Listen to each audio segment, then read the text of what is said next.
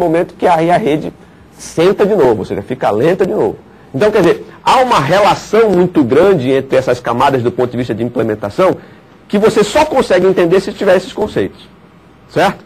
Então, não sei se ficou claro, mas se não, assim, para mim, na primeira vez que me disseram isso, não ficou. Então, se não tiver ficado claro, vocês entrem lá no fórum que a gente discute mais um pouquinho sobre isso, o professor Evandro, o professor Vinícius e tudo mais, beleza? Fecha parênteses e segue daí, professor. Beleza. Então vamos lá, seguindo. Acompanhando o slide aí, o professor Cláudio já fez um breve comentário sobre ele, um grande comentário, né? Que o endereço MAC, então, abre um caminho de comunicação com outro dispositivo usando o seu endereço MAC. Então, é através dele que ele vai utilizar para se comunicar com o host, o emissor, utiliza para chegar até o receptor, ok? Seguindo aí no slide, quando uma origem, né, envia dados em uma rede, eles carregam o endereço MAC do destino pretendido. Né? Isso é básico de comunicação. Você tem que, quando envia uma carta, a sua carta tem que carregar o destinatário. Senão, para quem que ela vai? Quando ela chegar no gateway lá, ou chegar lá no correio, o correio vai olhar para ela, para quem que eu vou enviar essa carta? Então, é um princípio básico da comunicação. Se há um emissor, tem que haver um receptor aí para receber essa informação, ok? A placa de rede de cada dispositivo verifica se o endereço MAC corresponde ao destino físico carregado pelo pacote. Então, é uma das funções da placa de rede, então, fazer essa checagem do endereço MAC que é recebido, então, através da camada física que foi jogado lá o quadro, né? Caso o pacote recebido pela placa corresponda ao endereço destino, ela recolhe o pacote. Do contrário, ela simplesmente o quê? Descartará o pacote. Então, ela vai checar o endereço MAC de destino que está nesse pacote, nesse quadro que foi enviado, né, pela camada de enlace. É o endereço físico dela? Se ela checar e é o mesmo endereço, ela vai pegar, vai começar a desmontar o pacote e joga para cima, né, para o computador. Se não for o endereço dela, o que ela vai fazer? Simplesmente ela vai descartar esse endereço.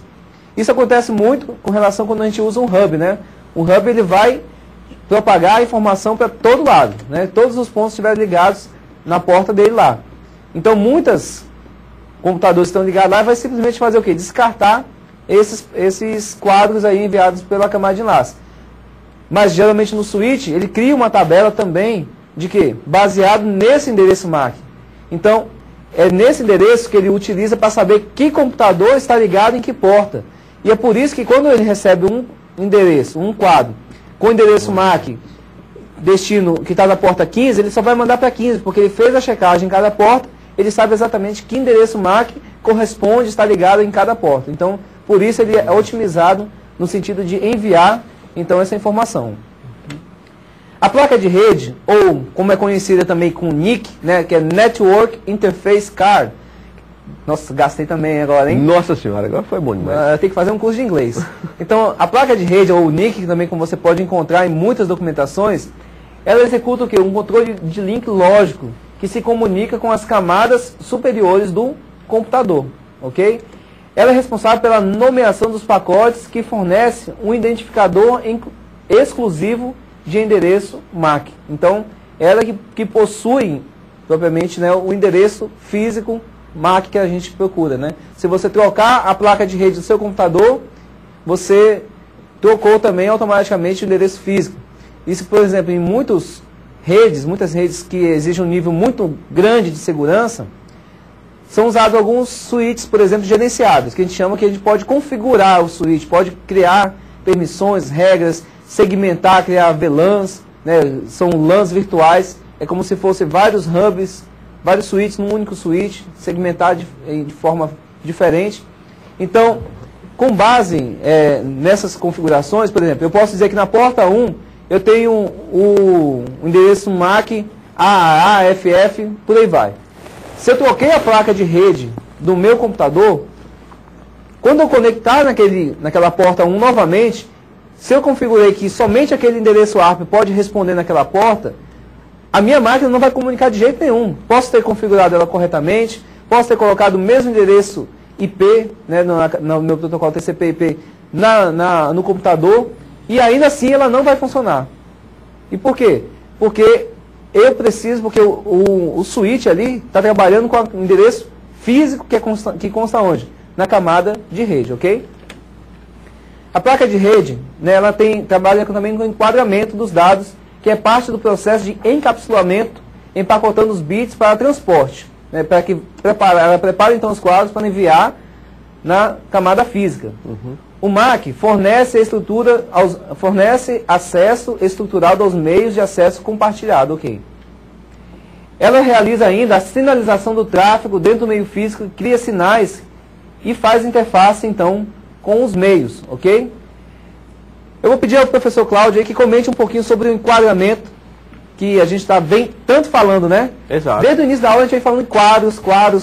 Isso, né? isso. E o que é esses quadros? Na verdade, pessoal, o que a gente está falando aqui, né, que eu querendo falar nesses slides, é simplesmente funções da placa de rede, né? Então, quer dizer, tem algumas coisas que na placa de rede, a camada de enlace, ela é uma implementação, ou seja, as funcionalidades elas são implementadas parte no sistema operacional e parte dentro do firmware da placa de rede. Essa que é a verdade. Então, os algoritmos de enquadramento, ou seja, divisão do que vem de cima em quadros e divisão do que vem de baixo em quadros também, ou seja, os bits que chegam, dividir em quadros e passar para cima, e os bits que vêm da camada de cima, dividir em quadros e mandar para a camada física, quem faz? Onde está esse algoritmo? Aí você procura no sistema operacional, onde é que está? Cadê o código em C que faz isso? Não está lá. Está dentro da placa de rede. Está implementado lá dentro. Então, em suma, o que se quer dizer com o NIC, ou seja, o que a placa de rede faz, de uma forma geral, é isso, é implementar aquilo que foi previsto lá no modelo de referência OSI. E aí o enquadramento, como está dizendo aí no slide, vocês podem acompanhar isso, é a unidade de dados que é transmitida, né, na camada de enlace, ou seja, são os frames. Então, a camada de enlace é responsável por fazer essa divisão, certo? Esse divisão em frames, chamado enquadramento. Perfeito? Bom, os quadros, eles têm início e fim, ou seja, eles fazem ou determinam o início e fim de uma comunicação, podem registrar erros, ou seja, podem ser quadros de registro de erros, ou podem ser quadros que transmitem informação propriamente dito, né? Então podem ter vários tipos de quadros, dependendo do protocolo utilizado. Aí você pode ver um exemplo aí do enquadramento das diversas camadas, onde você tem na camada de rede, né, que vem o datagrama, depois passa para a camada de enlace, que enquadra isso, e passa então para a camada física, onde você pode ver aí, né, o enquadramento, que são o que tem antes e depois do datagrama, ou seja, cabeçalho e rodapé, como se fosse, né, se eu pudesse falar dessa forma, e então passa isso aí para a camada física. Perfeito? A composição desses quadros, então, a gente tem o quê? O campo início de quadro, né, anuncia o quê? Anuncia que um computador deseja transmitir através da rede. Aquela história do RTS, CTS que eu acabei de falar para vocês. Tá certo? RTS, CTS. Um anuncia que quer transmitir, o outro anuncia que pode receber a transmissão. Tá certo? E aí você pode acompanhar na animação, né, onde o campo de endereço, né, que é esse campo inicial aí, traduz o quê? A identificação de quem está mandando, o MAC do emissor, o MAC do destinatário. Ou seja, identifica o frame de uma forma geral, né, como você pode estar acompanhando aí no slide. Tá? O campo de comprimento ou tipo, ele especifica o quê? O comprimento do quadro e qual protocolo de rede, ou seja, da camada de cima, foi utilizado para montar aquele quadro. Como você pode ver aí, seria o terceiro campo. O campo de dados é esse campo maior, que são os dados que precisam ser transmitidos, como você pode ver também aí, né, junto com os dados de controle. E o campo de verificação de sequência, o FCS, que o professor Evandro falou no início, verifica o FCS, ou checksum, na origem e no destino, a fim de quê? A fim de detectar erros, como você pode ver aí também no slide no final do quadro. E o campo de parada é o campo de final do quadro, você identifica que o quadro termina, considerando que isso vai ser uma tripa grande, tem que saber onde começa e onde termina, que indica o quê? O fim do quadro transmitido, como você está vendo aí no slide. Perfeitamente? Então, para a gente resumir, se a gente pudesse resumir, professor, a gente resumiria como essa aula de hoje? Bom,